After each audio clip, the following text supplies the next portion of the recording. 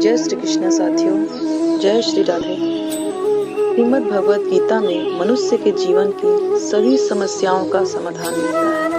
मुझे पूरा विश्वास है कि इस वीडियो को पूरा अंत तक देखने और पूरे शांत मन से इसकी बातों को सुनने और समझने के बाद न केवल आपके मन को असीम शांति का अनुभव होगा, बल्कि आपके विचारों और जीवन में भी बहुत ही सकारात्मक बदलाव अवश्य आएंगे। जो कोई भी इस पूरे गीता सार को पूरे अंत तक सुनेगा और इसके ज्ञान को अपने जीवन में उतारेगा, उसकी हर समस्या का समाधान अवश्य मिलेगा। उससे वह सब कुछ मिलेगा जो वह पाना चाहता है। इसलिए इस गीता सार को आप रोज सुबह और रात को सोने से पहले अवश्य सुनें।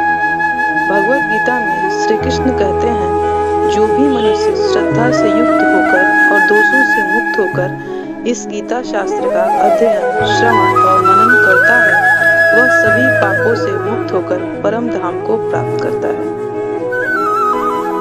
श्रीमद् भगवत गीता का अध्यायवार सारांश।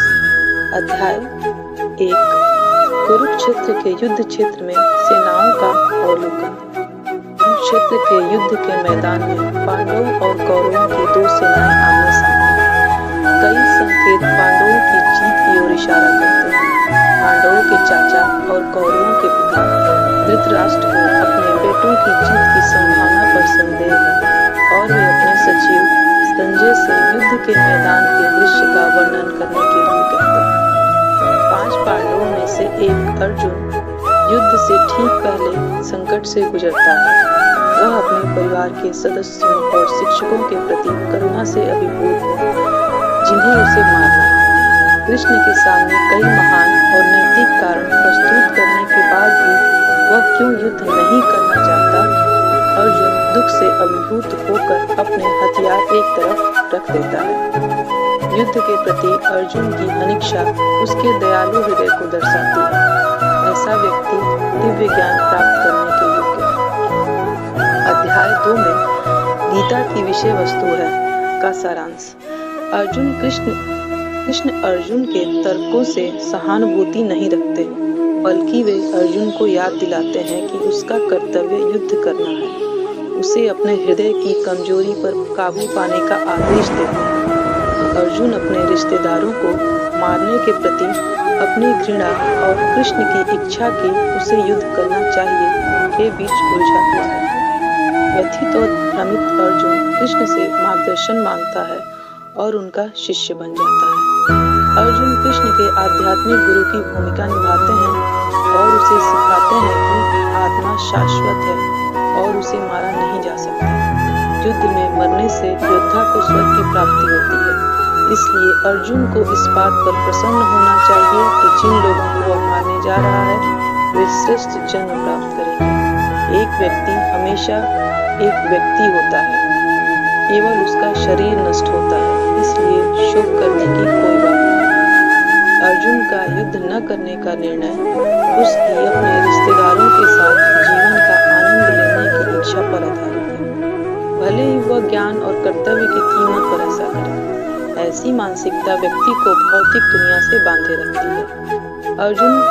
कृष्ण अर्जुन को बुद्धि योग में संलग्न होने, परिणामों के प्रति आसक्ति के बिना काम करने की सलाह देते हैं। इस तरह से युद्ध करके अर्जुन खुद को जन्म और मृत्यु के चक्र से मुक्त कर देगा और भगवान के राज्य में प्रवेश करने के योग्य हो जाएगा। अध्याय 3 कर्म योग। अर्जुन अभी भी उलझन में है। वह सोचता है कि बुद्धि योग का अर्थ है कि व्यक्ति को सक्रिय जीवन से निवृत्त होकर तपस्या और कठोर तप करना चाहिए। लेकिन कृष्ण कहते हैं, नहीं, युद्ध करो, लेकिन त्याग की भावना से करो और सभी परिणाम परमात्मा को अर्पित करो। यह सबसे अच्छी शुद्धि है। आसक्ति के बिना काम करने से व्यक्ति परमात्मा को प्राप्त करता है। भगवान की प्रसन्नता के लिए यज्ञ करने से भौतिक समृद्धि और पाप कर्मों से मुक्ति मिलती है। आत्मज्ञानी व्यक्ति भी कभी अपने कर्तव्य का परित्याग नहीं करता। वह दूसरों को शिक्षित करने के लिए कार्य करता है। फिर अर्जुन भगवान से पूछता है कि वह कौन सी चीज है जो मनुष्य को पाप करने के लिए प्रेरित करती है। कृष्ण उत्तर देते हैं कि यह वासना ही है जो मनुष्य को पाप करने के लिए प्रेरित करती है। यह वासना मनुष्य को भ्रमित करती है और उसे भौतिक संसार में उलझा देती है। वासना इंद्रियों, मन और बुद्धि में मौजूद होती है, लेकिन इसे आत्मनियंत्रण से रोका जा सकता है। अध्याय 4 पारलौकिक ज्ञान। भगवद गीता का विज्ञान सबसे पहले कृष्ण ने सूर्यदेव विवस्वान को सुनाया था। विवस्वान ने अपने वंशजों को यह विज्ञान सिखाया, जिन्होंने इसे मानवता को सिखाया। ज्ञान संचारित करने की इस प्रणाली को शिष्य परंपरा कहा जाता है। जब भी और जहाँ भी धर्म का ह्रास होता है और अधर्म का उदय होता है, कृष्ण अपने मूल दिव्य रूप में प्रकट होते हैं, जो भौतिक प्रकृति से अछूते रहते हैं। जो व्यक्ति भगवान की दिव्य प्रकृति को समझ लेता है, वह मृत्यु के समय भगवान के शाश्वत धाम को प्राप्त करता है। प्रत्येक व्यक्ति प्रत्यक्ष या अप्रत्यक्ष रूप से कृष्ण के समक्ष समर्पण करता है और कृष्ण भी व्यक्ति के समर्पण के अनुसार ही प्रत्युत्तर देते हैं। कृष्ण ने वर्णाश्रम नामक व्यवस्था बनाई, जिसमें सामाजिक और आध्यात्मिक जीवन के विभाजन थे, ताकि लोगों को उनकी मनोभौतिक प्रकृति के अनुसार जोड़ा जा सके। कर्म के परिणामों को सर्वोच्च रूप समर्पित करके लोग धीरे धीरे पारलौकिक ज्ञान के स्तर तक पहुँचते हैं। अज्ञानी और अविश्वासी लोग जो शास्त्रों के प्रकट ज्ञान पर संदेह करते हैं, वे कभी भी खुश नहीं हो सकते, न ही ईश्वर चेतना प्राप्त कर सकते। अध्याय 5 कर्म योग कृष्ण चेतना में क्रिया। अर्जुन अभी भी इस बात को लेकर असमंजस में है कि क्या बेहतर है, कर्म का त्याग या भक्ति में काम करना। कृष्ण समझाते हैं कि भक्ति सेवा बेहतर है, क्योंकि सब कुछ कृष्ण का है, इसलिए त्यागने के लिए कुछ भी अपनाना है। इसलिए जो कुछ भी उसके पास है, उसे कृष्ण की सेवा में लगाना चाहिए। ऐसी चेतना में काम करने वाला व्यक्ति त्यागी होता है। यह प्रक्रिया, जिसे कर्म योग कहा जाता है, व्यक्ति को फलदायी कर्म के परिणाम पुनर्जन्म में बुझाव से बचने में मदद करता है। जो व्यक्ति अपने मन और इंद्रियों को वश में करके भक्ति में काम करता है, वह दिव्य चेतना में रहता है। यद्यपि उसकी इंद्रियां विषयों में व्यस्त रहती हैं, फिर भी वह पृथक शांति और सुख में स्थित रहता है। अध्याय 6 ध्यान योग। रहस्यवादी योग की प्रक्रिया में भौतिक गतिविधियों को रोकना शामिल है। फिर भी सच्चा रहस्यवादी वह नहीं है जो कोई कर्तव्य नहीं करता। एक सच्चा योगी अपने कर्तव्य के अनुसार काम करता है, बिना किसी परिणाम के मोह या इंद्रिय तृप्ति की इच्छा के। असली योग में हृदय के भीतर परमात्मा से मिलना और उनके आदेश का पालन करना शामिल है। यह नियंत्रित मन की मदद से हासिल किया जाता है। ज्ञान और बोध के माध्यम से व्यक्ति भौतिक अस्तित्व, गर्मी और सर्दी, सम्मान और अपमान आदि के द्वंद्वों से अप्रभावित हो जाता है।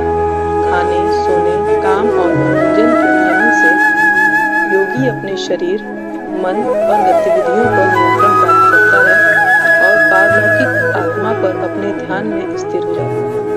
अंततः वह समाधि प्राप्त करता है, जो पारलौकिक इंद्रियों के माध्यम से पारलौकिक आनंद का आनंद लेने की क्षमता की विशेषता है। सर्वोच्च योगी वह है जो हमेशा कृष्ण परमात्मा के बारे में सोचता है।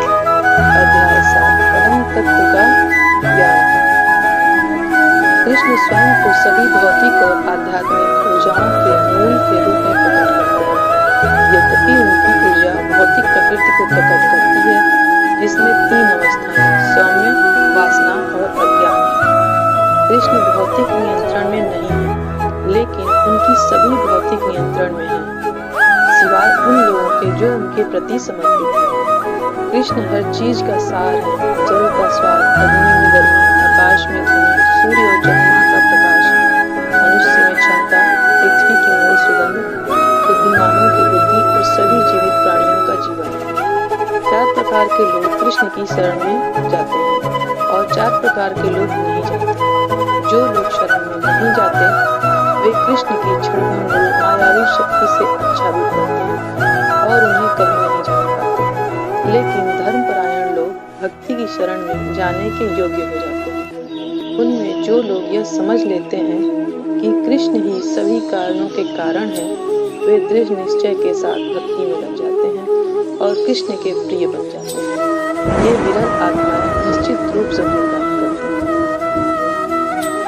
अध्याय 8 परम पद की प्राप्ति।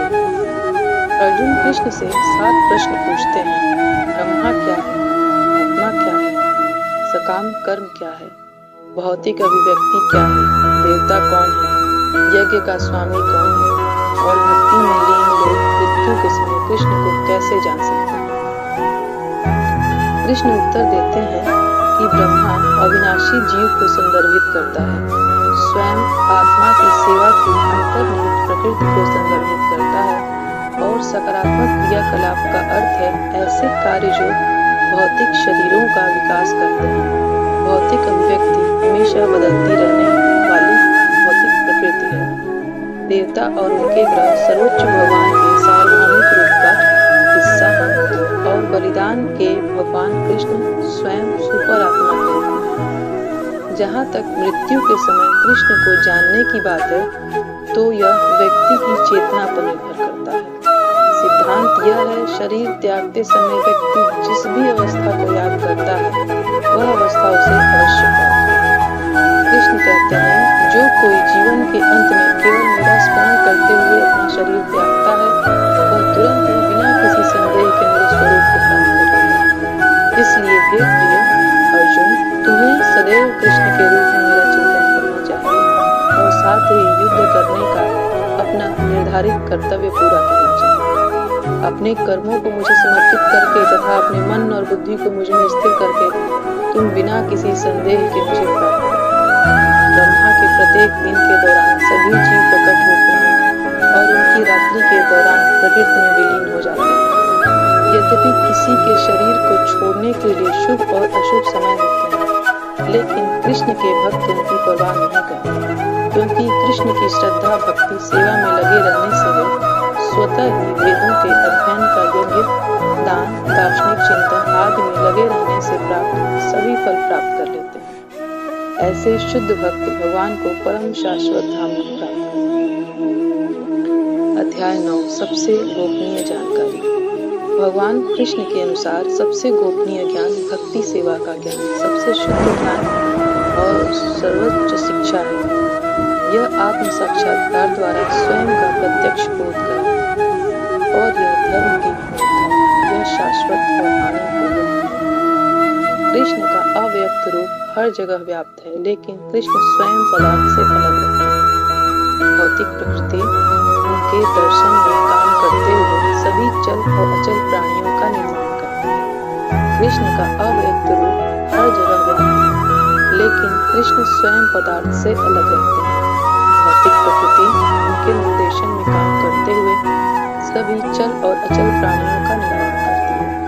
विभिन्न उपासक भिन्न भिन्न लक्ष्य प्राप्त करते हैं। जो मनुष्य स्वर्ग लोक को प्राप्त करना चाहते हैं, वे देवताओं की पूजा करते हैं और फिर उनके बीच जन्म लेकर ईश्वरीय सुख भोगते हैं। किंतु ऐसे मनुष्य अपने पुण्यों को समाप्त करके पृथ्वी पर लौट आते हैं। जो मनुष्य पितरों की पूजा करते हैं, वे पितरों के लोक में जाते हैं। जो भूतों की पूजा करते हैं, वे भूत बन जाते हैं। किंतु जो अनन्य भक्ति से कृष्ण की पूजा करता है, वह सदा के लिए उन्हीं के पास रहता है। कृष्ण का भक्त जो कुछ भी करता है, खाता है, अर्पित करता है या दान देता है, वह भगवान को अर्पण के रूप में करता है। कृष्ण अपने भक्त की कमी को पूरा करके और उसके पास जो है उसे संरक्षित करके उसका प्रतिदान करते हैं। कृष्ण की शरण में आकर निम्न जन्म वाले लोग भी सर्वोच्च गंतव्य को प्राप्त कर सकते हैं। 10 परम की समृद्धि। भक्तजन कृष्ण को अजन्मा, अनादि, समस्त लोकों के परमेश्वर, उन कुल पितामहों के रचयिता जिनसे कभी जीव उत्पन्न हुए हैं तथा सभी वस्तुओं के मूल के रूप में जानते हैं। बुद्धि, ज्ञान, सत्य, मानसिक और इंद्रिय नियंत्रण, निर्भयता, अहिंसा, तपस्या, जन्म, मृत्यु, भय, संकट, अपयश, सभी गुण अच्छे और बुरे कृष्ण द्वारा निर्मित हैं। भक्ति सेवा व्यक्ति को सभी अच्छे गुणों को विकसित करने में मदद करती है। जो भक्त प्रेम पूर्वक भक्ति सेवा में लगे रहते हैं उन्हें कृष्ण के ऐश्वर्य, रहस्य शक्ति और सर्वोच्चता पर पूरा भरोसा होता है। ऐसे भक्तों के विचार कृष्ण में ही बसते हैं। उनका जीवन उनकी सेवा के लिए समर्पित होता है और वे एक दूसरे को ज्ञान देकर और उनके बारे में बातचीत करके बहुत आनंद और संतुष्टि प्राप्त करते हैं। शुद्ध भक्ति में लगे भक्तों को चाहे उनमें शिक्षा या वैदिक सिद्धांतों का ज्ञान न भी हो, कृष्ण भीतर से सहायता प्रदान करते हैं, जो स्वयं अज्ञान से उत्पन्न अंधकार का नाश करते हैं। अर्जुन ने भगवान के सर्वोच्च व्यक्तित्व, परम निवास और परम सत्य, सबसे शुद्ध पारलौकिक और मूल व्यक्ति, अजन्मा, सबसे महान, मूल और सभी के भगवान के रूप में कृष्ण की स्थिति को महसूस किया है। अब अर्जुन को अधिक जानना चाहते हैं। भगवान कृष्ण और अधिक बताते हैं, फिर निष्कर्ष निकालते हैं। सभी समृद्ध, सुंदर और शानदार रचनाएं मेरी महिमा की चिंगारी से करती। अध्याय 11 सार्वभौमिक रूप। भोले भाले लोगों को धोखेबाजों से बचाने के लिए अर्जुन कृष्ण से उनकी सार्वभौमिक रूप से प्रदर्शित करके उनकी दिव्यता साबित करने के लिए कहते हैं। एक ऐसा रूप जिसे दिखाने के लिए हर उस व्यक्ति को तैयार रहना चाहिए जो खुद को भगवान होने का दावा करता है। कृष्ण अर्जुन को दिव्य दृष्टि देते हैं जिससे वह शानदार, चमत्कार, असीमित सार्वभौमिक रूप दिखा सकते हैं, जो एक ही स्थान पर वह सब कुछ प्रकट करता है जो कभी था, अब है या होगा। अर्जुन हाथ जोड़कर प्रणाम करते हैं और भगवान की स्तुति करते हैं। फिर कृष्ण बताते हैं कि 5 पांडवों को छोड़कर युद्ध के मैदान में इकट्ठे सभी सैनिक मारे जाएंगे। इसलिए कृष्ण अर्जुन को अपना साधन बनाकर लड़ने के लिए प्रेरित करते हैं और उसे जीत और समृद्ध राज्य की गारंटी देते हैं। अर्जुन कृष्ण से अनुरोध करता है कि वे अपना भयावह रूप वापस लें और अपना असली रूप दिखाएं। तब भगवान अपना चतुर्भुज रूप दिखाते हैं और अंत में अपना असली 2 भुजा रूप दिखाते हैं। भगवान के सुंदर मौन रूप को देखकर अर्जुन शांत हो जाते हैं। जो व्यक्ति शुद्ध भक्ति में लीन है वह ऐसा रूप देख सकता है। अध्याय 12 भक्ति सेवा। अर्जुन पूछते हैं, कौन अधिक उत्तम है, भगवान के साकार रूप की पूजा और सेवा करने वाला भक्त या निराकार ब्रह्म का ध्यान करने वाला अध्यात्मवादी? कृष्ण उत्तर देते हैं, जो भक्त अपना मन मेरे साकार रूप पर स्थित है वह परम सिद्ध है। चूंकि भक्ति सेवा मन और इंद्रियों का उपयोग करती है, इसलिए यह देहधारी आत्मा के लिए परम लक्ष्य तक पहुँचने का आसान स्वाभाविक मार्ग है। अवैयक्तिक मार्ग और अप्राकृतिक और कठिनाइयों से भरा है। कृष्ण इसकी अनुशंसा नहीं करते हैं। भक्ति सेवा के सर्वोच्च स्तर पर व्यक्ति की चेतना पूरी तरह से कृष्ण पर केंद्रित होती है। एक कदम नीचे नियमित भक्ति सेवा का अभ्यास है। उससे भी नीचे कर्म योग है, जिससे कर्म के फलों का त्याग किया जाता है। परमात्मा को प्राप्त करने की अप्रत्यक्ष प्रक्रियाओं में ध्यान और ज्ञान का विकास शामिल है। जो भक्त शुद्ध, निपुण, सहनशील, आत्मसंयमी, समभावी, ईर्ष्या रहित, मिथ्या अहंकार से मुक्त, सभी जीवों से मैत्रीपूर्ण तथा मित्रों और शत्रुओं में सम है, वह भगवान को प्रिय है। अध्याय 13 प्रकृति, भोक्ता और चेतना। अर्जुन प्रकृति, पुरुष, क्षेत्र ज्ञान और ज्ञान की वस्तु के बारे में जानना चाहते हैं। कृष्ण बताते हैं कि क्षेत्र बद्ध आत्मा का क्रिया क्षेत्र अर्थात शरीर। इसके भीतर जीव और परमेश्वर दोनों रहते हैं, जिन्हें क्षेत्रज्ञ कहा जाता है अर्थात क्षेत्र के ज्ञाता। ज्ञान का अर्थ है शरीर और उसके ज्ञाताओं की समझ। ज्ञान में विनम्रता, अहिंसा, सहनशीलता, स्वच्छता, आत्मनियंत्रण, मिथ्या अहंकार का अभाव और सुखद और अप्रिय घटनाओं के बीच समचित्तता जैसे गुण शामिल हैं। ज्ञान का विषय परमात्मा है। प्रकृति सभी भौतिक कारणों और प्रभावों का कारण है। दो पुरुष या भोक्ता जीव और परमात्मा है। एक व्यक्ति जो यह देख सकता है कि व्यक्तिगत आत्मा और भौतिक शरीरों में अपरिवर्तित रहते हैं, जिनमें वे सफलतापूर्वक निवास करते हैं और उसे शाश्वतता की दृष्टि प्राप्त। शरीर और शरीर के ज्ञाता के बीच अंतर को समझकर और भौतिक बंधन से मुक्त की प्रक्रिया को समझकर व्यक्ति सर्वोच्च लक्ष्य तक पहुंचता है। अध्याय 14 भौतिक प्रकृति के 3 स्वरूप। संपूर्ण भौतिक पदार्थ और भौतिक प्रकृति के 3 गुणों का स्रोत है सत्व, रजोगुण और तमोगुण। ये गुण बद्ध जीवात्मा पर अपना प्रभाव डालने के लिए प्रतिस्पर्धा करते हैं। गुणों को काम करते हुए देखकर हम समझ सकते हैं कि वे सक्रिय हैं, हम नहीं, और हम अलग हैं। इस तरह भौतिक प्रकृति का प्रभाव धीरे धीरे कम हो जाता है और हम कृष्ण के आध्यात्मिक स्वभाव को प्राप्त करते हैं। सत्वगुण प्रकाश देता है। यह व्यक्ति को सभी पाप कर्मों से मुक्त करता है, लेकिन उसे सुख और ज्ञान की अनुभूति कराता है।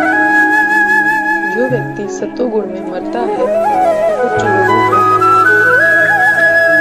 लोकों को प्राप्त करता है। रजोगुण से प्रभावित व्यक्ति असीम भौतिक भोग, विशेषकर यौन सुख की असीमित इच्छाओं से ग्रस्त रहता है। उन इच्छाओं को पूरा करने के लिए उसे हमेशा कठोर परिश्रम करने के लिए मजबूर होना पड़ता है, जो उसे पाप करने में बांधता है, जिसके परिणाम स्वरूप दुख होता है। रजोगुण में ग्रस्त व्यक्ति कभी भी अपने द्वारा पहले से प्राप्त पद से संतुष्ट नहीं होता। मृत्यु के बाद फिर से पृथ्वी पर सकाम करने में लगे लोगों के बीच जन्म लेता है। तमोगुण का अर्थ है भ्रम। यह पागलपन, आलस्य और मूर्खता को बढ़ावा देता है। यदि कोई तमोगुण में मरता है तो उसे पशु योनि या नारकीय लोकों में जन्म लेना पड़ता है। जो व्यक्ति तीनों गुणों से परे होता है वह अपने आचरण में स्थित रहता है, अस्थायी भौतिक शरीर से अलग रहता है तथा मित्रों और शत्रुओं के प्रति समान भाव रखता है। ऐसे दिव्य गुणों को भक्ति सेवा में पूर्ण रूप से संलग्न होने से प्राप्त किया जा सकता है। अध्याय 15 परम पुरुष का योग। इस भौतिक संसार का वृक्ष वास्तविक वृक्ष आध्यात्मिक संसार का प्रतिबिंब मात्र है। जिस प्रकार वृक्ष का प्रतिबिंब जल पर स्थित होता है, उसी प्रकार आध्यात्मिक संसार का भौतिक प्रतिबिंब इच्छा पर स्थित होता है तथा कोई नहीं जानता कि यह कहाँ से आरंभ होता है और कहाँ समाप्त होता है। यह प्रतिबिंब वृक्ष भौतिक प्रकृति के 3 गुणों द्वारा पोषित होता है। इसके पत्ते वैदिक स्रोत हैं तथा इसकी टहनियाँ इंद्रियों के विषय हैं। जो व्यक्ति इस वृक्ष से स्वयं को अलग करना चाहता है, उसे वैराग्य के शस्त्र से इसे काट देना चाहिए तथा परम प्रभु की शरण लेनी चाहिए। इस संसार में सभी लोग त्रुटिपूर्ण हैं, लेकिन आध्यात्मिक संसार में सभी अचूक हैं और इन सबसे परे परम पुरुष कृष्ण हैं। इस संसार में सभी लोग त्रुटिपूर्ण हैं, लेकिन आध्यात्मिक संसार में सभी अचूक हैं और इन सबसे परे परम पुरुष कृष्ण। अध्याय 16 दैवीय और आसुरी प्रकृतियां। 2 प्रकार के प्राणी, दैवीय और आसुरी, भिन्न भिन्न गुणों से संपन्न हैं। अर्जुन जैसे ईश्वरीय पुरुषों में ईश्वरीय गुण होते हैं: दान, आत्मसंयम, सौम्यता, विनय, क्षमा, स्वच्छता, तपस्या, सरलता, अहिंसा, सत्य, शांति, निर्भयता, क्रोध से मुक्ति, आध्यात्मिक ज्ञान का विकास, दोष, निराशा से घृणा, सभी जीवों के प्रति दया, लोभ से मुक्ति और दृढ़ निश्चय, अभिमान, क्रोध, ईर्ष्या, कठोरता, अहंकार, अज्ञानता, दुष्टता, अस्वच्छता और अनुचित व्यवहार जैसे आसुरी गुण लोगों को भ्रम के जाल में बांध देते हैं, जिसके कारण वे बार बार आसुरी योनि में जन्म लेते हैं। कृष्ण के पास न पहुंच पाने के कारण आसुरी लोग धीरे धीरे नरक में डूब जाते हैं। 2 प्रकार के कर्म, नियमित और अनियमित, अलग अलग परिणाम देते हैं। जो व्यक्ति शास्त्र के आदेशों को त्याग देता है वह न तो सिद्धि प्राप्त करता है, न सुख, न ही परम गति। शास्त्र द्वारा नियमित लोग समझते हैं कि कर्तव्य क्या है और क्या नहीं है। वे आत्म साक्षात्कार के लिए अनुकूल कर्म करके धीरे धीरे परम गति को प्राप्त करते हैं। अध्याय 17 आस्था का विभाजन। अर्जुन पूछते हैं, जो लोग शास्त्रों के सिद्धांतों का पालन नहीं करते बल्कि अपनी कल्पना के अनुसार पूजा करते हैं, उनका स्वभाव कैसा होता है? उत्तर में कृष्ण विभिन्न प्रकार के विश्वास, भोजन, दान, तपस्या, बलिदान और तपस्या का विश्लेषण करते हैं, जो भौतिक प्रकृति के विभिन्न गुणों को चिन्हित करते हैं। 3 शब्द ओम, तप, तत् परम सत्य के प्रतीकात्मक प्रतिनिधित्व हैं। ओम परम सत्य को इंगित करता है। तत् का उपयोग भौतिक उलझनों से मुक्ति पाने के लिए किया जाता है और सत यह दर्शाता है कि परम सत्य ही भक्ति सेवा का उद्देश्य है। परम सत्य में विश्वास के बिना किया गया कोई भी बलिदान, दान या तपस्या सत अनित्य कहलाती है। अध्याय 18 निष्कर्ष त्याग की पूर्णता। अर्जुन कृष्ण से त्याग और संन्यास के उद्देश्य के बारे में पूछते हैं। कृष्ण इन्हें और कर्म के 5 कारणों, कर्म को प्रेरित करने वाले 3 कारकों और कर्म के 3 घटकों के बारे में बताते हैं। वे भौतिक प्रकृति के 3 गुणों में से प्रत्येक के अनुसार धर्म, समझ, दृढ़ संकल्प, खुशी और काम का भी वर्णन करते हैं। मनुष्य को अपना काम स्वयं करने से सिद्धि प्राप्त होती है, दूसरे का नहीं, क्योंकि निर्धारित कर्तव्य कभी भी पाप कर्मों से प्रभावित नहीं होते। इसलिए मनुष्य को बिना आसक्ति या फल की आशा के कर्तव्य समझकर काम करना चाहिए। मनुष्य को कभी भी अपने कर्तव्य का परित्याग नहीं करना चाहिए। आत्म साक्षात्कार का सर्वोच्च स्तर कृष्ण की शुद्ध भक्ति सेवा है। तदनुसार कृष्ण अर्जुन को सलाह देते हैं कि वह हमेशा उन पर निर्भर रहे, उनकी सुरक्षा में काम करें और उनके प्रति सचेत रहें। यदि अर्जुन कृष्ण के लिए लड़ने से इनकार करता है तो भी उसे युद्ध में घसीटा जाएगा, क्योंकि क्षत्रिय के रूप में युद्ध करना उसका स्वभाव है। फिर भी वह यह तय करने के लिए स्वतंत्र है कि वह क्या करना चाहता है। कृष्ण की कृपा से अर्जुन का भ्रम और संदेह मिट जाता है और कृष्ण के निर्देशानुसार युद्ध करने का निर्णय लेते हैं। इस प्रकार श्रीमद् भागवत गीता के 18वें अध्याय का सारांश पूरा हुआ। इसे आप पूरे मन से सुने, अपने जीवन में आत्मसात करें और इसका लाभ उठाएं। जय श्री कृष्ण, जय श्री राधे कृष्ण। कृपया इस वीडियो को लाइक करें, सब्सक्राइब करें और भी लोगों से शेयर करें। धन्यवाद।